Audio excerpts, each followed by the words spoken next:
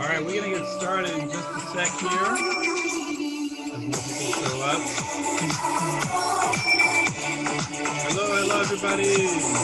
Hey, Alan. Good to see you. Hey, Nicole. Hey, Pamela. Hi, Milani. All right. Let me just bring this down a little bit. Very good. All right, I am so happy to see all of you here in this breakout session. Thanks for being here. I have a request, and that is if it's all right with you all, if you're okay with turning on your camera so I can see your beautiful face, that'd be awesome. It's just easier for me to connect with people. Totally optional, of course. If you're like Ronnie, like the way I woke up this morning, there's no way in hell you're seeing my face. That's totally fine as well. But I'm just putting it out there would be awesome. Thank you. Thank you for all. Jennifer, good to see you. Good to see you, Pamela. I'm glad. Ida, great to see you. Thanks for joining. Great speaker. For being here. My aim with our time together today, this next hour, is to again continue to give you as many tools as possible to really support your well-being. Hey, I gotta listen. This guy, I gotta go into this webinar. Oh my God! Hold on. Oops, sorry. No worries, Daniel. I tell you what. If it's all right, I'll just mute everyone just so I am so. No, it's all good. No worries at all. The thing is that I hate being you know how like on Zoom, I hate being this control freak that just mutes everyone, but like sometimes when there's a lot of people, you just gotta do it. So I'm sorry for muting you, but I'm just gonna roll with it.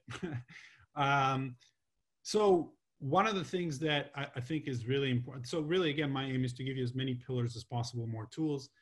And one of the things that I think is really powerful is to truly decide intentionally to take recovery moments in our day-to-day. Now, I assume the session you were just in was great and you got a lot from it, but you know, even just right now, like we've been on Zoom from basically like, you know, 9 o'clock. So it's already been 90 minutes. And after every 90 minutes, this is, by the way, totally backed by research, okay? But basically at the end of every 90 minutes, it's really a good idea to take 5 minutes and just give yourself a moment of recovery. And the reason I say that too, for those of you who, I mean, all of you are here new. So I'll just share that there's a lot of research to show that stress in and of itself isn't necessarily a bad thing. Okay, so obviously too much stress is, but you know, the reason, you know, stress really helps us actually overcome, you know, adversity. It helps us kind of gear up to the next thing we have to do. But what's really harmful to us is when we experience stress with no recovery. And that's what's happening to our students. That's what's happening to our teachers. That's what's happening to us. So what we need to make sure of is as we experience stress, we need to really build intentional times of recovery. Now, just to kind of paint the picture to you, when I go to the gym and I work out let's say my bicep, right? Like what am I doing to my bicep, to my muscle? I'm stressing my muscles, right? But then I stop and I recover and I let it rest. And then I come back to the gym and I work my muscles out and I stress my muscles out again. And then I recover and then I go back to the gym. And if you were to do the same thing as you would have an amazing body like mine. All right. Just kidding. But if I were to go to the gym and work out my muscle and work out my muscles and not stop, I would injure myself. Like I would injure my muscles. And the same is true with psychological and emotional well-being. If you physically can injure yourself from not resting, you can do the same emotionally and psychologically as well. And so right now, what I really invite us to get into is just, we're going to actually delve into the first pillar, which is presence. Okay. And presence really has to do with being here and noticing what is occurring in the here and now.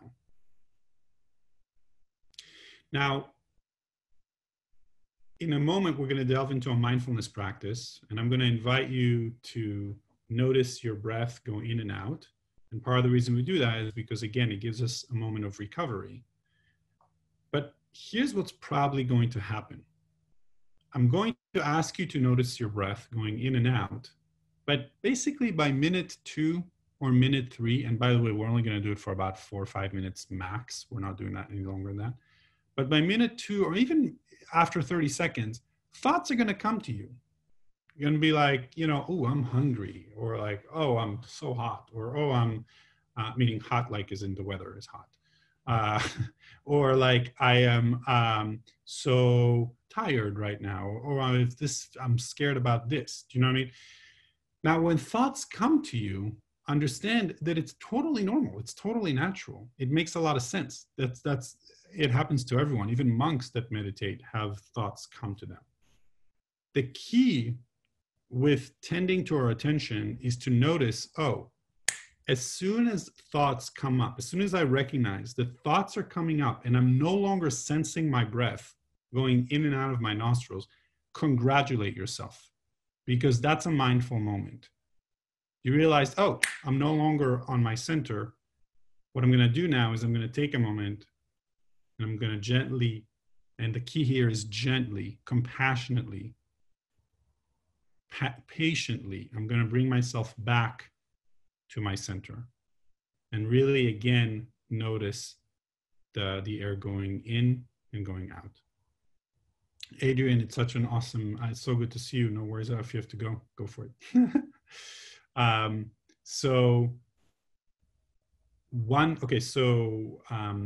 What I invite you to do now is go ahead and get into a mindful body position. And what that is your back is straight. And in a moment, I'm going to ask you to close your eyes. Right now, just have your hands on your lap. And here's the thing. When we practice tending to our attention on the cushion, that helps us in our day-to-day life. Here's why. When you have the awareness that you are no longer on your breath, it's much easier in your day-to-day life to realize, oh, right now I'm thinking thoughts that are actually harming me. Not of, thoughts that might not even be true. Like I'm ruminating about the future, or ruminating about the past, worrying about the future for things that might not even happen, And so, I'm catching myself having these thoughts. Let me come back to my center right now and regulate my system so that I can really tackle what's in front of me right now. It's also really helpful in us being a lot more present with the person in front of us, actually noticing what's happening for them. But again, we need to practice tending to our attention to do that so we can be more present. Okay, so I invite you to close your eyes if you're not too tired. If you're too tired, by the way, don't close your eyes. Keep your eyes maybe half open, gaze at the floor. And as you close your eyes, I'm going to invite you to take a deep breath in and breathe out. And again, it's all from your nostrils. So it's the area above your upper lip and your nostrils that you're focusing on. And you're not thinking about the fact that you're breathing. You're simply sensing your breath. Just notice, how does it feel like to breathe in and out of your nostrils?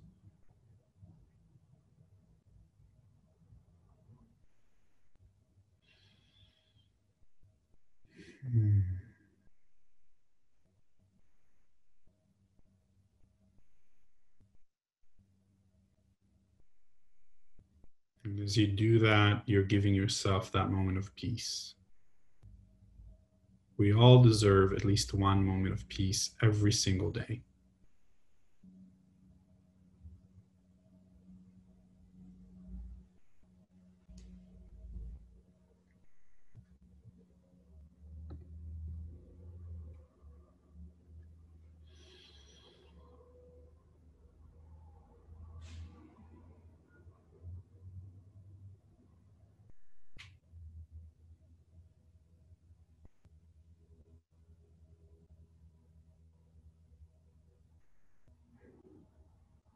You're doing great.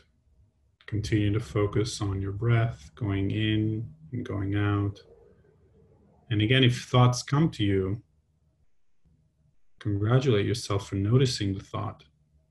And very gently, very patiently, come back to your center. Don't beat yourself up. Just be gentle with yourself.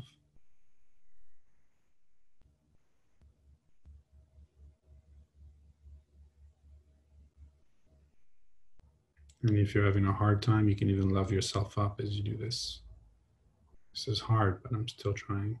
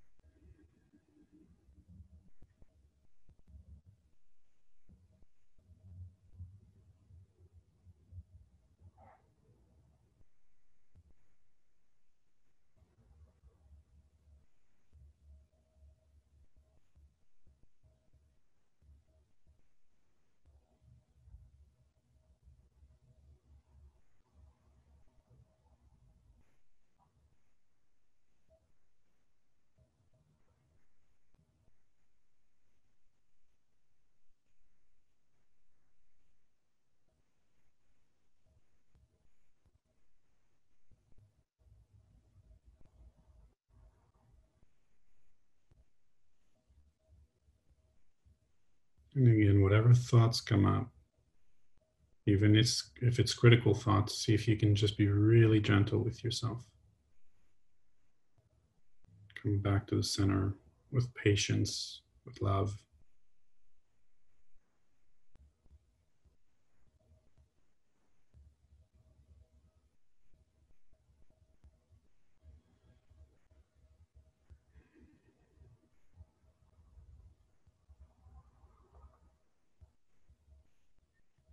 Go ahead and take 3 deep breaths at your own pace.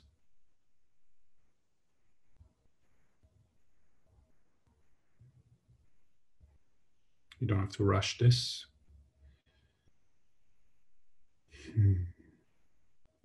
And with this last breath that you're taking, I just want to ask you, just scale of 1 to 10, how are you doing today? And maybe why? So if you're at a 7, why are you a 7? If you're at a 3, what's going on? Why are you a 3? If you're at a 1, what's happening?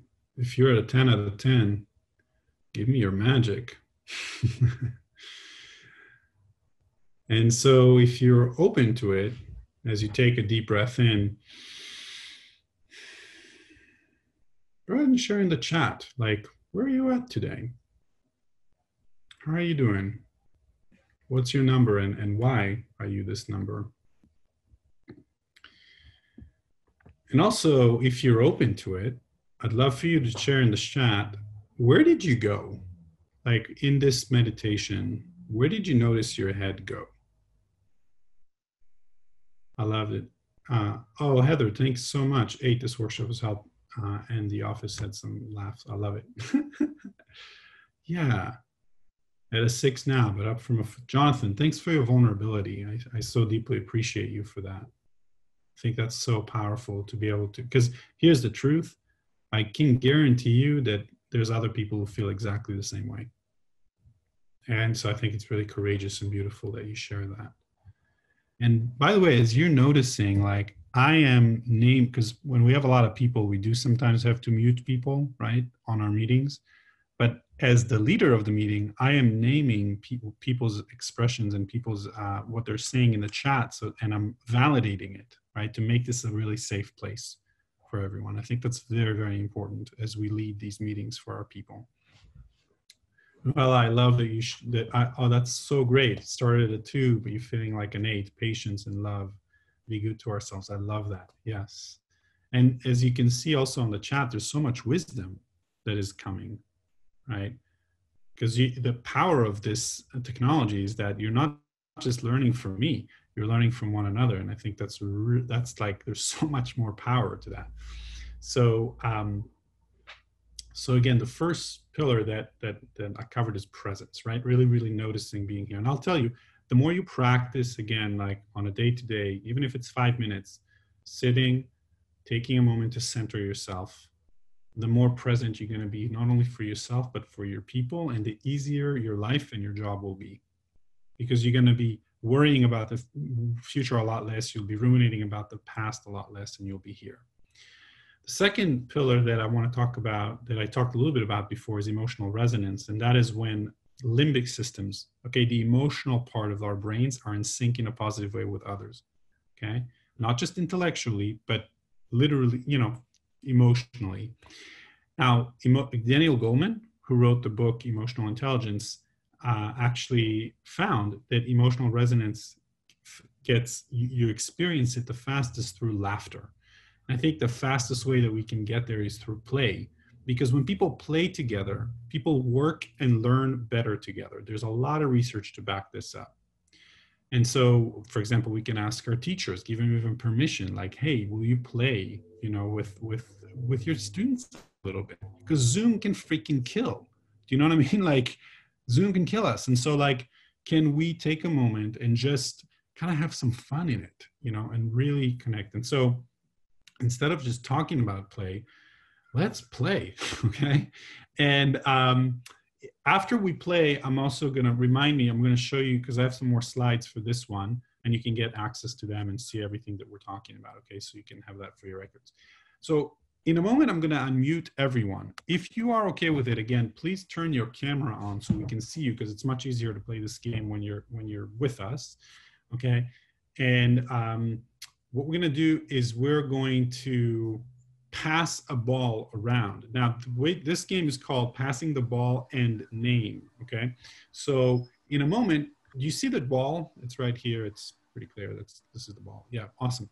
So what I'm going to do is I'm going to pass the ball to Pamela, okay? And Pamela, I'm going to go like, Pamela, catch, you know? I'm going to pass you the ball. And then Pamela is going to catch, and then she's going to say someone else's name, and it's going to be like, and then that person's going to catch, etc. All right. So thanks for turning your cameras on. We're going to unmute everyone, and let's just have some fun with. Wait 1 second. Let's just have some fun with this. So I just unmuted everyone. If you're not unmuted, go ahead and mute yourself so that we can hear your beautiful voice. And Pamela, are you ready? And nice catch. And Jonathan. Mary. Curly. All right. Beth. Nice. And now Beth, go ahead. Ooh, Beth, I think you're still muted. No? All right. Nicole, go for it. Pass the ball to someone. To Heather. Nice. Ooh, I might not say this name right. Melina. Okay. Got it. Meilani. Meilani. Thank you. I am going to throw the ball to Jen Miller. Oh, got it. Oh, nice. Okay, thanks, Jen, Ray. nice catch. Well, thank I you. like I it. almost did it again. I almost hit my face. I'm going to send it off to Craig B. Got it, Craig? Here it comes. Got it. Nice. That's awesome. Oh, it's coming to you, F. Kogan. And you can even go. Great. Awesome. Oh, that was beautiful. I love it. Way to go, You can Craig. even- That was my fade back. It was a power throw. Tanya. Ellen. Ooh, nice catch. Let's see, Katie. With the sound effect. I love the sound effect. And go ahead and pass it also to people on the second page, so people can, like Teresa, Beth, Jackie, Katie, Noella, Susan. Did Katie catch? Katie, you catch it? Did we get it? Did it fall? Katie's muted. Okay, cool. I'm not sure what the question was. I just popped in. Hey, Katie, you caught an invisible ball. So Katie, go ahead and pass the invisible ball to anybody else you just have to say their name and like make a sound of a ball. You ready, Katie? You got it. Okay. Swoosh. Susan. Nice. Thank you. Laura.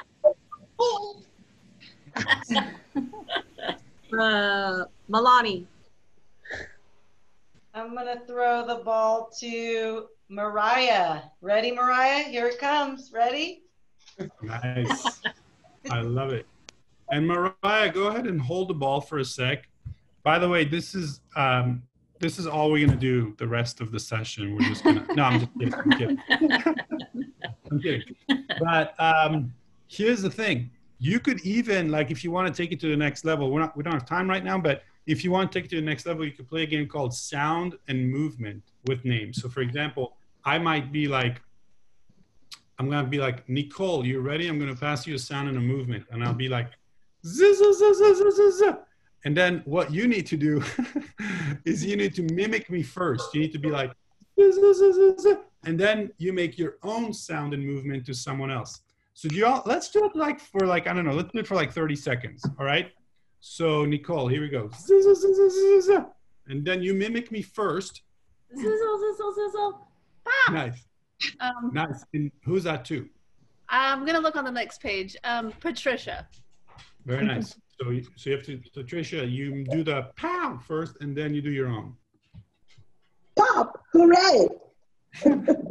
And who are you passing it to, Patricia? To Nuala. And what was it? Hooray? Hooray! Yes. Hooray! To Sean Higgins. Nice. Sean Higgins. Sean's muted. Oh, unmute yourself, Sean. I'll pick someone else. Okay, cool. Let me see who's not muted. Go ahead and pick. How about Mr. Kogan? So remember the mindfulness part? My thought drifted and I didn't see half of those movements. So if I'm being honest. So that's awesome. I got lost in a daydream. So that's awesome. So maybe that's my movement. Yeah, so go ahead and do your movement and pass it to one more person, maybe Tanya. Let's go Pam McGee. Okay, cool. What was the movement? Was it this? It was me grabbing my head, being embarrassed. Okay. Thanks, Fred. And then maybe pass one to me. Okay. Shazam. Shazam! Nice, awesome. All right, cool. So here's the thing. You could play other games. You could even be like, hey, let's play Two Truths and a Lie. You know, here, let's do it real quick, just because it's fun. I'll do mine, and then you could even break them into small groups. Here's my 3 things. Y'all ready? I speak 4 languages. I sang in an opera, and I went to Harvard. All right. So so put in the chat what you think is my I. All right. I speak 4 languages. I sang in an opera, and I went to Harvard. So go ahead and put okay, Milani says 4 languages, singing an opera, either went to Harvard, 4 languages, opera. Okay, okay, cool. Yeah, so the lie is that I don't speak 4 languages. All right, I speak 3 languages. I know. And here's the thing, it's like, as you can see, like the laughter that we experience, even just for a moment, even just for a second, makes a massive difference. That's emotional resonance. And most teachers don't get that when they get on Zoom with kids, their kids, by the way, I want to be clear, most teachers are freaking awesome, okay? But I'm just saying it's really easy for us to forget that most kids are coming from different places. Like one kid just saw their parents fight, another kid just didn't have breakfast, another kid is like jumping out of the shower to be like, do you know what I'm saying? Like, it's like they're coming from different areas. And the same, by the way, is true with colleagues, you know? You know, and so like, as much as possible, we need to take some time to bring us to the present moment, and game bring us to the present moment in a really vulnerable way, but in a way that makes vulnerability, it's like safer. It's safer to be vulnerable, and it's safer to just be here in the moment, okay? So, yeah, exactly. You can do this with coworkers too. All right, the next pillar of, so again, games lead to emotional resonance, really powerful. By the way, if you are, okay, let me just show you my slides, because there's a resource in my slides. One sec. You can see my slides, right? Mm-hmm. Okay, cool. So if you go to, one sec, let me just move this. If you go to this link right here, bit.ly/EQ web skills. It's totally free. It just gives you, gives you a PDF essentially of 6 strategies to connect with students online. And of course you can use that with your colleagues as well, okay? If you want all the slides from my Kicknote and the this breakout session, then all you have to do is go to bit.ly/EQ Kicknote, okay? And you will get all the slides. Now, I'm going to share with you a few more slides here and move on to the next pillar. Just so you know, in all of my slides at the bottom, you can still see the link. So we talked about presence, we talked about play. And what I want to do is the next pillar of effective leadership, especially during crises, is vulnerability, all right? Now, Brené Brown, who is a researcher on social scientist, essentially a social psychologist, talks a lot about shame and vulnerability and all of that. And I think one of the most powerful things she found from her research is that vulnerability is really the birthplace. It's the pathways towards getting to creativity, towards building a deeper sense of connection with others. And by the way, I'm going to mute you all because, sorry, one second, let me just stop sharing for a sec. I'm going to mute everyone just because it's a little bit easier. Okay, let me just continue. Yep. All right, cool. So, yeah. And so here's my question for you that I'm curious about. Now, I just want to say something. Everyone has different levels of comfort with vulnerability, but because vulnerability really is such a pathway towards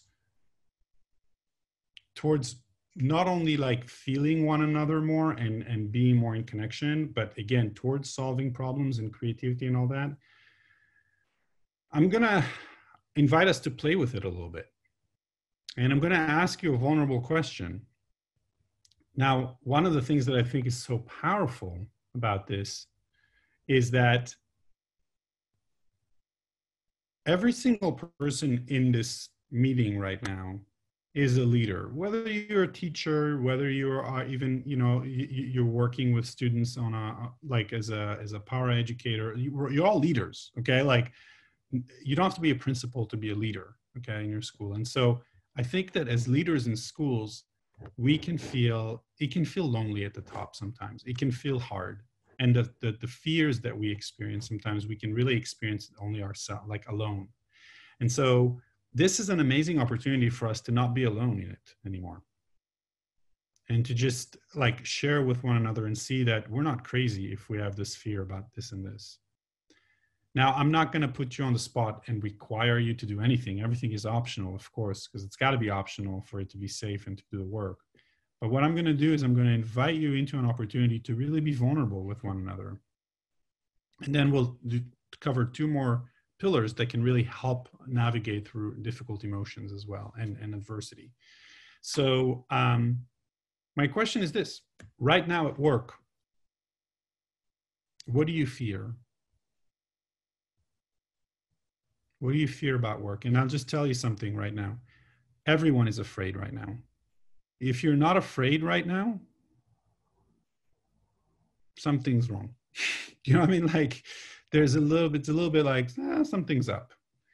And it doesn't mean, you know, like being afraid, I'm not saying like you are like afraid to the point that you can't even function necessarily, or maybe that's your case and that's okay too.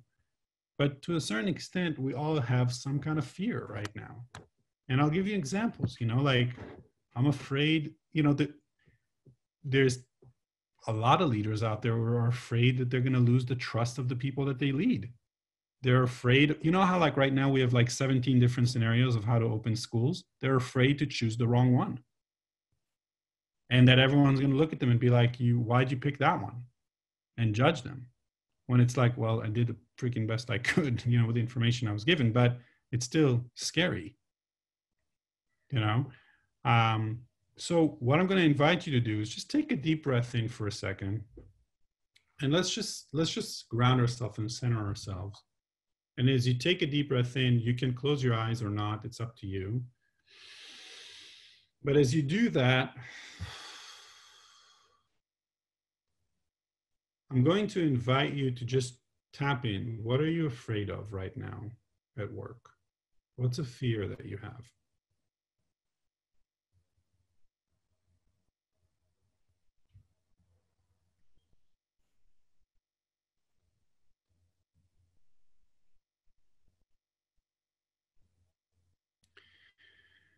And as you take another deep breath in, I want to remind you, number one, that if you are afraid of something, you're completely normal. There's nothing wrong with you. In fact, it makes a lot of sense. It shows actually a sign of health. And number two, I'm going to invite you right now to put on the chat. What are you afraid of? And the reason I do that is because you can see as you put stuff in, as more and more people are going to put things in the chat. Yeah, I love that. The process of coming back after the time distance learning, freezing, not being able to move forward. Yeah, like freezing, I fear of missing a deadline, dropping one of these. Yeah, not knowing, right? Yeah, being afraid that your decisions are going to lead to loss of a student or community member. As you can see, like as more and more people are putting stuff in, as Jonathan is putting his in, I just put his in, like, I imagine that many of you are like, oh, okay, I get it. I'm not alone. Other people are experiencing this too. It's not weird that I'm afraid of this. That's the power of vulnerability. Yeah, I don't have time to do it all and do it well. I'm afraid of not being able to keep up. Totally. Yeah, totally. Like worried about the stress taking over. You know, what's interesting about this is that in a moment, I'm actually going to take you through two different ways in which we can traverse and navigate difficult situation, difficult emotions, and be more resilient. But what's interesting is that even if I didn't say anything moving forward, and you just looked at the chat and you realized, wow, all these people are saying things I was thinking about, that alone is therapeutic. That alone is helpful. That alone can lead you to move forward. And so, and I love how Jonathan is responding, or Pamela is responding to Jonathan, right? Said so well, I'm exhausted, my team deserves my best. One thing that I want to say, because I think this comes a lot, and then I'll delve into those two pillars. Another tool I want to give you is this. Develop the belief that your best is good enough and you are enough. Okay, I'm going to say this again because this is very important. Develop the belief, choose to believe that your best is good enough and that you are enough. The reason I say that is because if we are not intentional about what beliefs we choose to believe, other beliefs creep in and cause us suffering. Again, the vast majority of our suffering doesn't come from adversity. It comes from the thoughts that we have about the adversity and the attachment we have to these thoughts. Okay? So, if a thought comes in and says, if, for example, if a thought creeps in, and here's the thing, you know, the gremlin in our head, that inner critic, you know, the itty bitty shitty committee, you know what I'm talking about? It's so easy for it to creep in. And it's so easy for it to come back and tell us, oh yeah, you're not this, you're not that, you're not like, you know, leading your people in a motivational enough way, you're not making the right decisions, you don't have what it takes, you're unlovable, all of that bullshit. And here's the truth, it's bullshit. These are thoughts, they're not facts, they're not even real. And that's why I say to very intentionally choose to believe that your best is good enough and that you are enough. So that's number one. The second thing I want to teach you is more of a communication tool. Okay, this is the next pillar, and this has to do with curiosity. Curiosity, I'm going to define it basically as the degree to which you are genuinely curious about another person's experience. And I'll say it again, the degree to which you are genuinely curious about another person's experience. By the way, as we do all of this, I just want to share as an aside, if emotions come up, you know, and if the stuff is coming up for you as we do this, I want you to know that I find that to me, it's like you really are doing the work, and it's courageous and it's beautiful.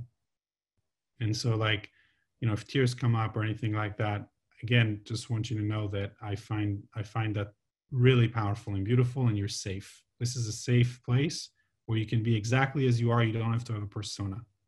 Okay, it's very important for me. So, with that said, the reason curiosity, really genuinely being curious about another person's experience, is so valuable as a leader now during moments of crisis is because when you hold people with curiosity and you really get their world, their emotional world, underneath all the words that they're saying, their emotional world, almost always they are able to come up with a solution to their problem themselves. What people want the most is to be seen, to be understood. Okay? They will come to you and they will be like, I can't teach remotely, fix this for me, give me the solution, give me that, give me that. Really what they're saying is, hear me out. Okay?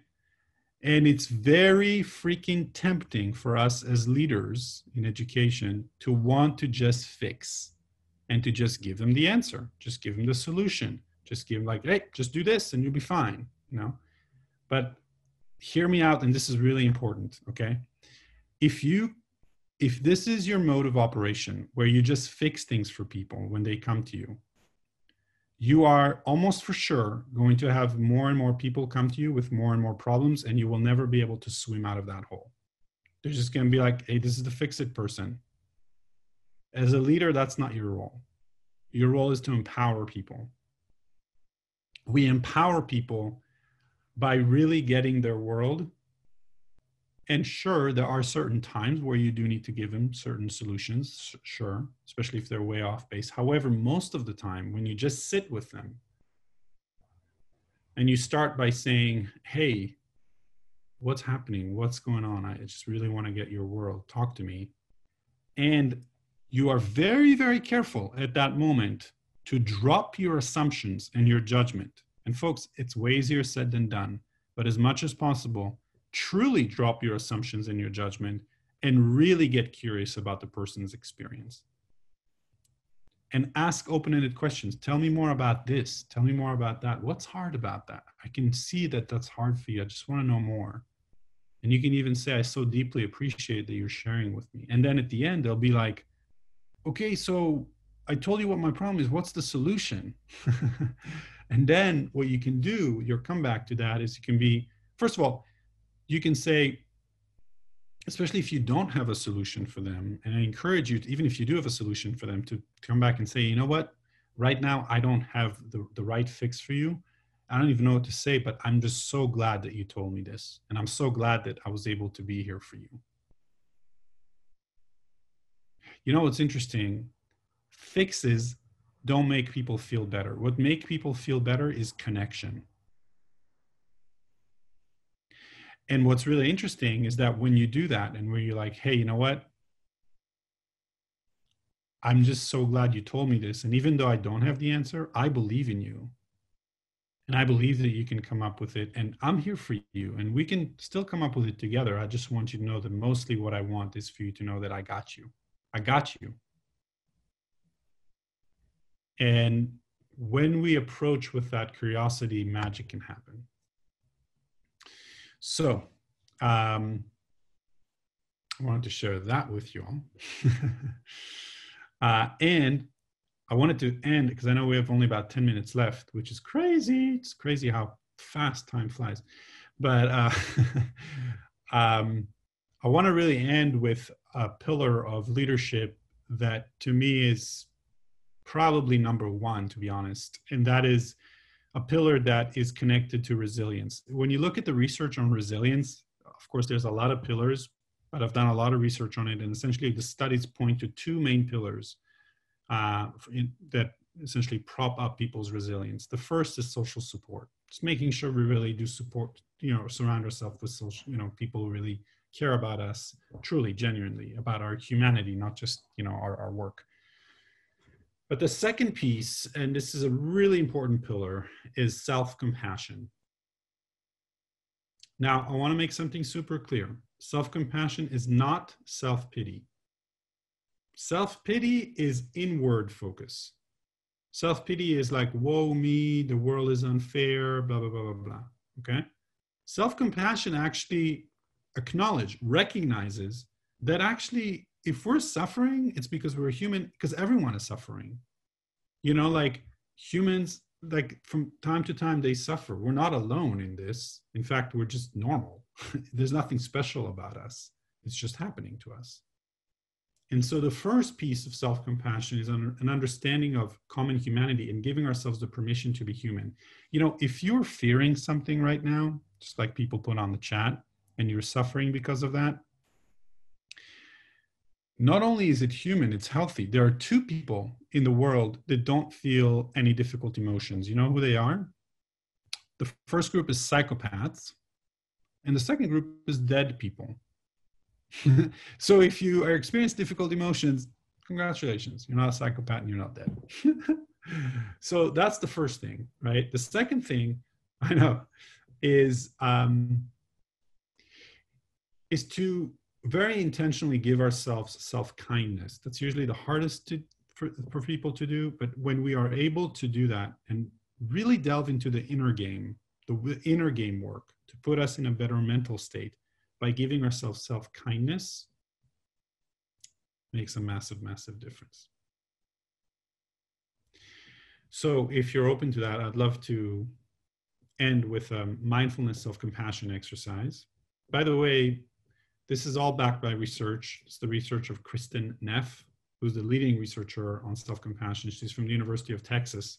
If you're interested in her site, by the way, it's selfcompassion.org. I put that in the chat. But then also, if you go to eqschools.com, my site, you'll get resources on that as well. They're both, selfcompassion.org is a great site. All right. So what I'd love for you to do is get into a mindful body position. Your back is straight, your hands are on your lap.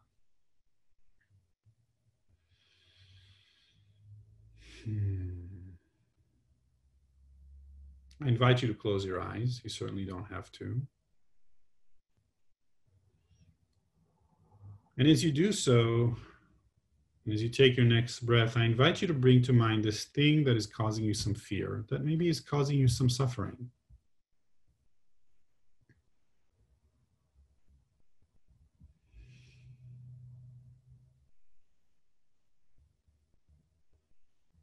And know that this is a safe place. And know that you're held.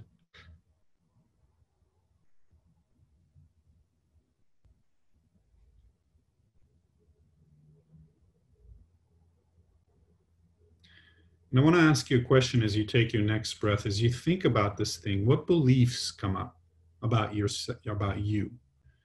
What beliefs do you have about yourself? Is it maybe people will judge me? Maybe I don't have what it takes. Maybe I'm not smart enough. And don't judge these thoughts, just recognize them as thoughts. Recognize that they are not facts. They're thoughts. And they're most likely not even true. But as you recognize these thoughts, with your next breath, see what emotions are tied to these thoughts. So is it shame? Is it guilt? Is it maybe fear? Most likely fear. Maybe it's even envy. what difficult emotions might arise with these thoughts. And again, if you feel these difficult emotions, you're totally normal. Every single person on this call is feeling that. And go ahead and take another deep breath in. And as you do that, I invite you just for a moment to see if you can locate in your body physical sensations that are tied to your emotions. So for example, for me, I feel fear in my neck. Sometimes I feel fear in my gut. Shame, I feel in my chest. Sadness, I'm feeling my throat. I get all choked up. So just for a moment, see if you can locate that place in your body that has the sensations that are tied to the emotions. And how are the sensations? Is it heaviness? Is it tightness? Is it heat? Just note that for a moment. With your next breath, I invite you to take one hand and put that on your part of your body. So for me, it'd be my throat or my neck. And as you place it on that part of your body, see if you can really touch your body with warmth, with compassion. Yeah, the face, the forehead. See if you can really bring yourself love and compassion with your physical touch. We're mammals and we're able to do that. That bypasses our brain and tells us, hey, I'm here for you. You're safe.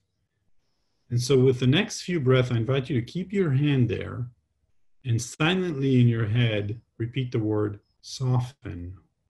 Just for the next maybe 4 or 5 breaths. Take a deep breath in. Soften. It's okay. And again, soften. It's okay.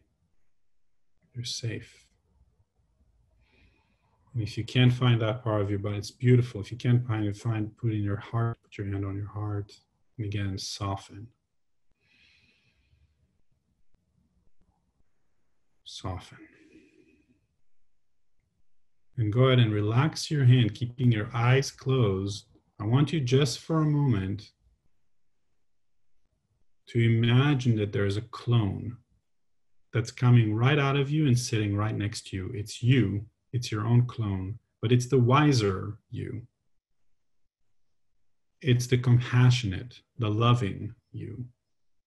And I want you to imagine just for a moment this clone giving you compassion and giving you love.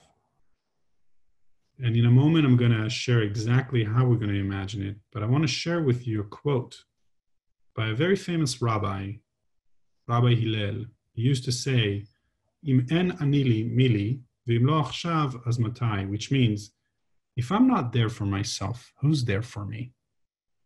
And if not now, then when? Especially as leaders, when you can be so lonely at the top. If I'm not there for myself, who's there for me? And if not now, then when? And so I want you to imagine your clone giving you kindness. And so with the next few breaths, I want you to imagine them repeating this to you. Sweetie, or honey, or for the guys if it's too mushy, you can be like, dude, all right? This is a moment of suffering. There's nothing wrong with you. You're just suffering. Everyone suffers. This is a moment of suffering. And guess what? I am not leaving you. I'm not leaving you. You are not alone. I will not desert you. Leading schools is hard enough. Teaching is hard enough. And this is a moment of suffering. And I want you to know you're not alone, and I'm not fucking going anywhere. We're going to get through this together.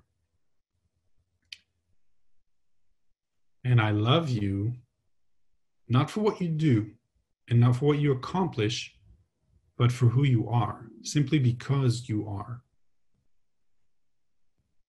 And I'm not going away. This is just a moment of suffering, but I'm here for you and we're going to get through this together. And I want you to imagine this clone giving you a huge hug, loving you up because you deserve it.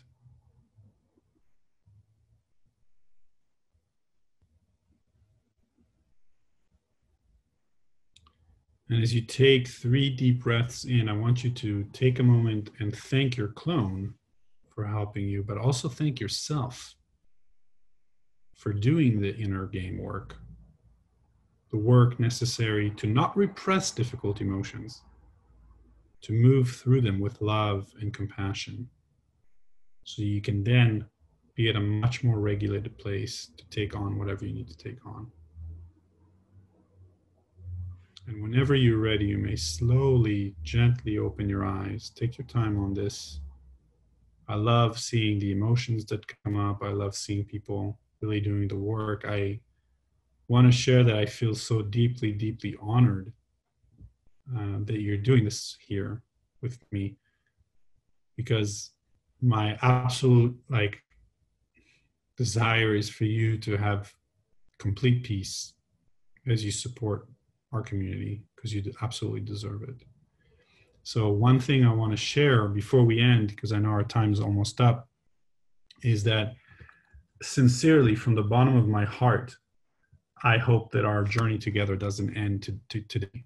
I truly, really, it would be so meaningful to me, and I think it'd be so powerful to work with your school and to work with you and your districts in the fall.